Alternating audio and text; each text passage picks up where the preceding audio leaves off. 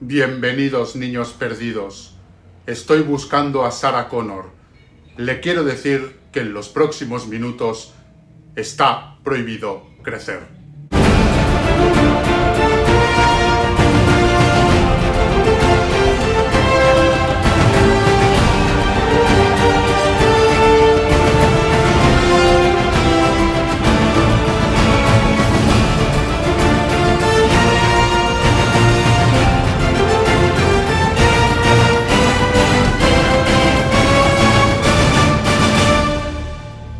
Máquinas construidas en fábricas automatizadas. La mayoría fuimos acorralados, metidos en campos para nuestra exterminación. Nos mantuvieron algunos con vida para trabajar cargando cadáveres. Pero había un hombre que nos enseñó a luchar, a convertir esas malditas máquinas en chatarra. Se llama Connor, John Connor, y es tu hijo, Sarah, y tu hijo que aún no ha nacido. Hoy hablamos de Terminator.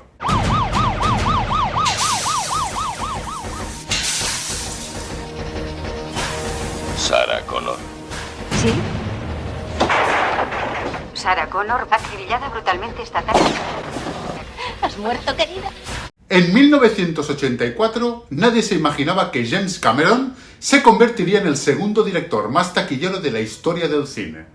Por entonces era un joven forjado como tantos otros en la factoría de Roger Corman, rey de películas de serie B. Cameron tenía una especial habilidad para los efectos especiales, ya que participó en la película 1997 Rescate en Nueva York en dicho departamento. Por aquella época, un fracaso de taquilla como Pirañas 2 parecía haberle cerrado las puertas del cine para siempre. Pero después de ese fracaso, Cameron regresó a California y se alojó en el sofá de un amigo. En ese sofá, un día se encontraba James Cameron enfermo y tuvo un sueño donde le mostró a un asesino implacable que venía tras él y le perseguía sin detenerse. Consciente de estar ante un punto de partida más que interesante para comenzar a escribir un guión, James Cameron se levantó de inmediato y corrió a dibujar lo que serían los primeros bocetos de uno de sus personajes más memorables. Cameron vendió los derechos del guión por $1 a la productora Gale Anne Hurd, con la garantía de que sería él, y no otro, el que terminaría haciéndose cargo de la dirección. Entonces empezaron a presentar la idea a los estudios más importantes, pero todos, absolutamente todos, lo rechazaron. Por suerte, y sobre todo, gracias a muchos amigos con los que Cameron había trabajado anteriormente, lograron que Orion Pictures aceptara distribuir el film en Estados Unidos, siempre y cuando Cameron y Hurd fueran capaces de encontrar financiación. Allí fue cuando apareció la Corporación Cinematográfica de Hamdale, que junto con Orion aceptaron cubrir unos costes que inicialmente tenían previstos en $4 millones, pero terminarían alcanzando los 6,5 millones. James Cameron tenía pensado que Lance Henriksen fuese el Terminator. Sin embargo, no convenció a los productores y pidieron a Cameron que eligiese a otro para el papel de Terminator, por lo que Lance interpretó finalmente al detective Hal Vukovich. Silverman es alucinante. La semana pasada tenía un tipo que quemó a su perro, lo roció de gasolina y después le... Cállate. Sorprendentemente, los productores pensaron en Arnold Schwarzenegger, que venía de interpretar a Conan el Bárbaro para interpretar a Kyle Reese. Pero a Cameron no le convencía la idea, porque entonces debería encontrar a un actor mucho más grande que Arnold para poder interpretar el papel del Terminator. Y también porque Cameron, que solamente la había visto en Conan, pensaba que Schwarzenegger era un actor bastante malo. Mira con la cara que te mira Conan, para mí que sos un mentiroso. Por lo que Cameron concertó una reunión con Arnold con la idea de provocar una discusión y que el actor rechazara participar en la película. Sin embargo, en vez de hablar sobre Kyle Reese, Arnold Schwarzenegger no paró de hablar de cómo deberían ser los movimientos del Terminator y de lo importante que era interpretarlo correctamente, ya que recientemente había visto la película Westworld y le impresionó la interpretación de Yul Brynner. Después de esto, Cameron reconsideró a Arnold para el papel del T-800. Esa idea no le hizo mucha gracia a Arnold porque veía al personaje de Terminator como un paso atrás en su carrera, debido a los pocos diálogos que tenía. Soy amigo de Sarah Connor.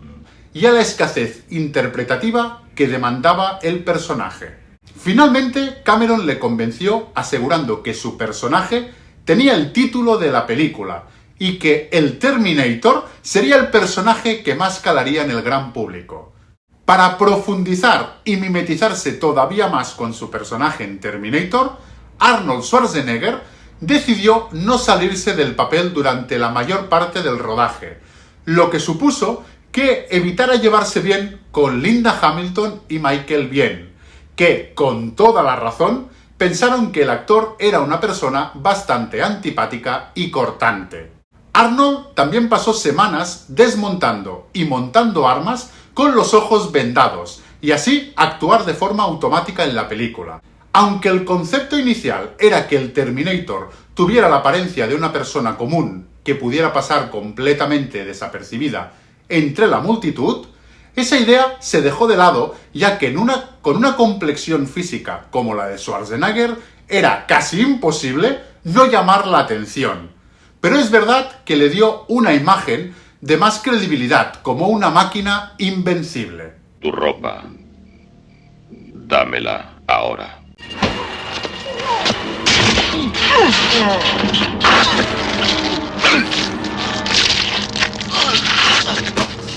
Antes de escoger a Schwarzenegger, se ofreció el papel de Terminator a Sylvester Stallone y a Mel Gibson, pero lo rechazaron.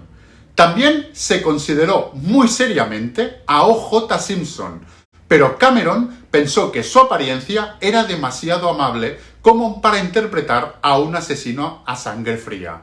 No sé si conocéis la historia de O.J. Simpson, pero se parece mucho a la realidad. Michael Biehn audicionó para el papel de Kyle Reese y aunque a James Cameron le gustó, no quedó totalmente convencido porque tenía un acento sureño muy marcado.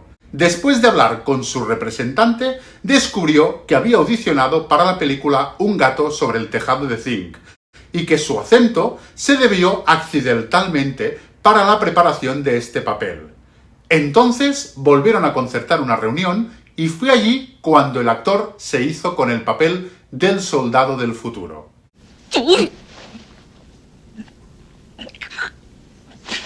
Los cyborgs no sienten dolor. Yo sí. Linda Hamilton obtuvo el papel de Sarah Connor, pero se había considerado actrices como Lea Thompson, Gina Davis, Rosanna Arquette y Debra Winger, entre muchas otras.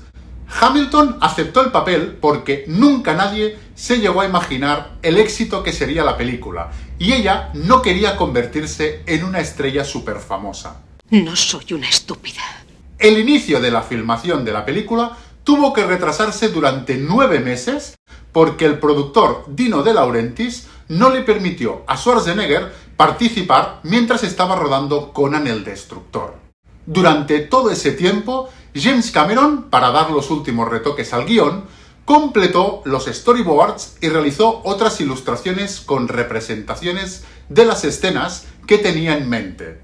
Además, fue contratado para escribir el primer borrador de Rambo 2 y se reunió con 2 productores, David Giller y Walter Hill, para discutir una posible secuela de Alien. La inversión más fuerte después de contratar a los protagonistas se hizo en los efectos visuales, pues Cameron tenía miedo de que el Terminator en su forma robótica no fuera lo suficientemente creíble e intimidante a los ojos de los espectadores. Por eso mismo se decidió contratar al genio de la animatrónica, Jim Winston, para llevar las ideas de Cameron a la realidad.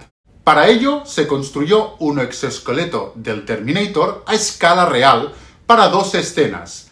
La primera, cuando resurge de las llamas y se le ve por primera vez y la segunda vez es cuando Kyle Reese le mete la dinamita entre las costillas. Para el resto de las escenas cuando el Terminator no aparece de cuerpo entero, se utilizó una marioneta manejada por un especialista. Pero para el resto de las apariciones de cuerpo entero, se utilizó la técnica del stop motion. E incluso hoy en día, esas escenas se siguen viendo muy bien. Para la banda sonora, Cameron tenía en mente una música que supiera conjugar con efectividad el contrapunto que la película mostraría entre la tecnología y la carne, lo humano, sin olvidarse de la historia de amor. La utilización de instrumentos electrónicos, teclados y sintetizadores se imponía por cuestiones artísticas y también por razones económicas, ya que eran infinitamente más baratos que contratar una orquesta convencional. Y aquí es cuando aparece Brad Fiedel, un músico no muy conocido, pero sí ya curtido a mitad de los 80 en series de televisión y telefilms, que además de ser competente y no tener demasiadas exigencias económicas, era muy dócil en su forma de trabajar, algo que por supuesto le cayó muy bien a Cameron. Fiedel se entusiasmó con el proyecto y la posibilidad de experimentar con la electrónica. Una de las cosas que se aprecian es que el tema principal suena siempre que va a salir el Terminator.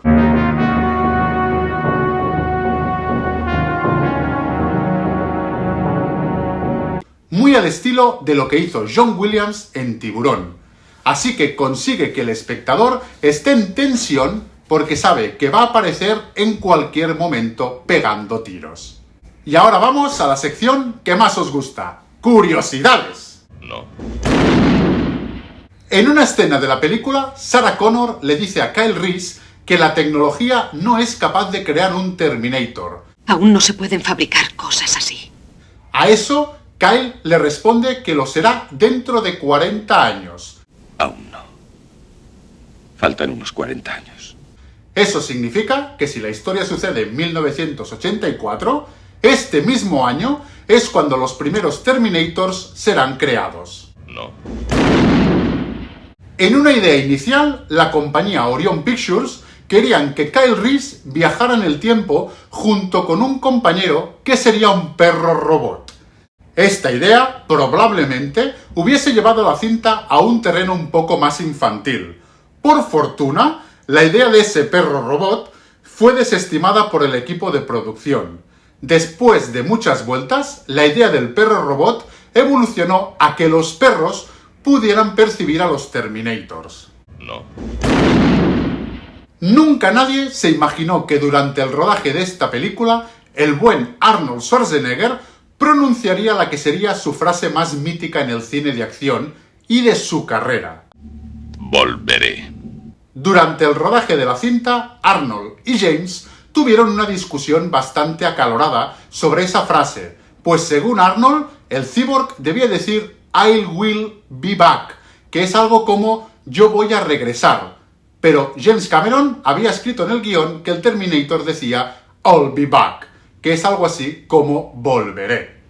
Arnold pensaba que el Terminator, al ser un robot, hablaría de una forma muy educada y con todas las reglas gramaticales, mientras que James Cameron había pensado que uno de los métodos de camuflaje del Terminator era el hablar como la gente común. Después de un buen rato discutiendo sobre esto, Cameron se puso los pantalones y le dijo a Arnold algo así como que yo me dedico a dirigir y tú a actuar, así que I'll be back. No.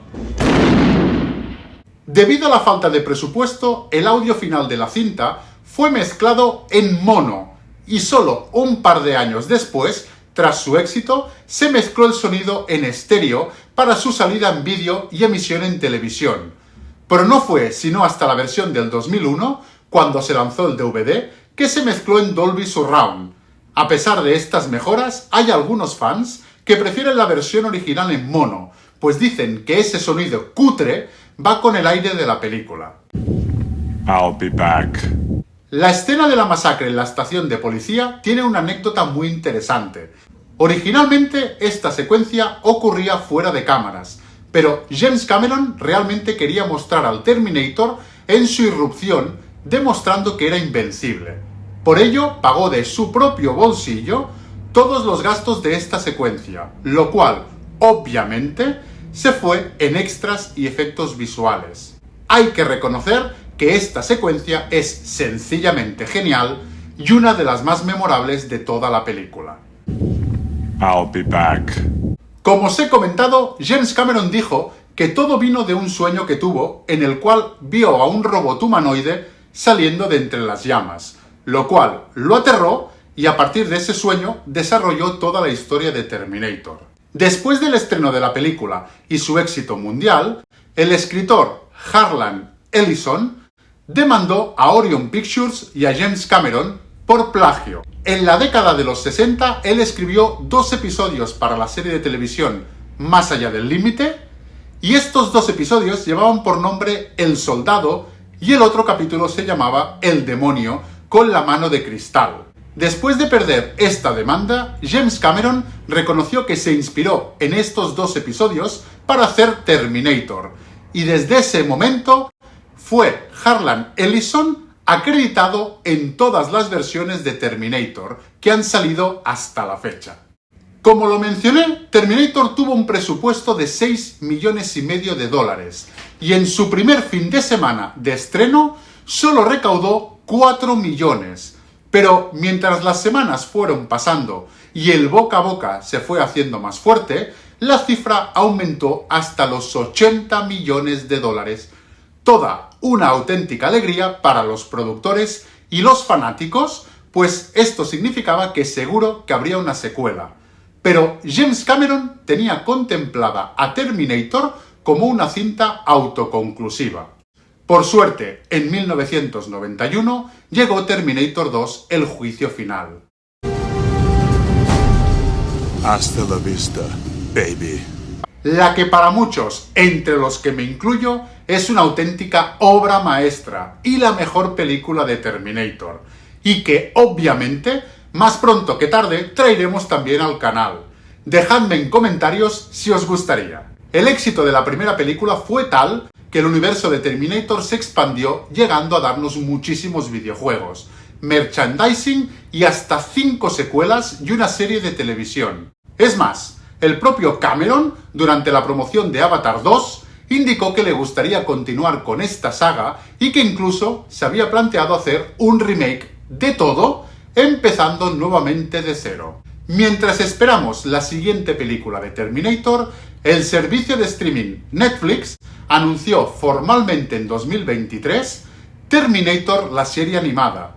Esta será una serie para televisión producida por Skydance y Netflix y que está siendo desarrollada nada menos que por el aclamado estudio Productions IG, a quien también debemos las películas de Ghost in the Shell, Psycho Pass o incluso las escenas animadas de Kill Bill Volumen 1. La serie nos traerá de vuelta a finales de agosto de 1997, 2 días antes de la insurrección de las máquinas y el temido día del juicio final mostrado en las películas.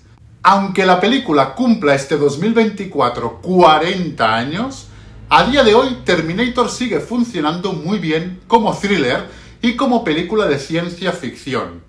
Por la parte de la ciencia ficción, los juegos con los viajes temporales y los increíbles efectos especiales creados por Stan Winston hacen creíble que un robot pueda disfrazarse de humano y que dé auténtico miedo. Pero lo que muchos parecen obviar u olvidar es que Terminator también es una gran historia de amor entre Sarah Connor y Kyle Reese. Tampoco se puede obviar el cuidado de Cameron con la atmósfera de la historia. Desde el contestador de Sarah Connor... Te he engañado. Estás hablando con una máquina, pero no seas tímido. Las máquinas necesitan amor. Hasta el momento en el que Terminator echa un vistazo al interior de una fábrica y parece reconocer como hermanos al resto de máquinas. El concepto es claro. Está el bando de los humanos y el bando de las máquinas. Solo que ninguno se ha dado cuenta de que se avecina una guerra. Y la humanidad siempre ganará, porque colabora entre sí, mientras las máquinas solo obedecen órdenes, algo que reforzará la segunda parte.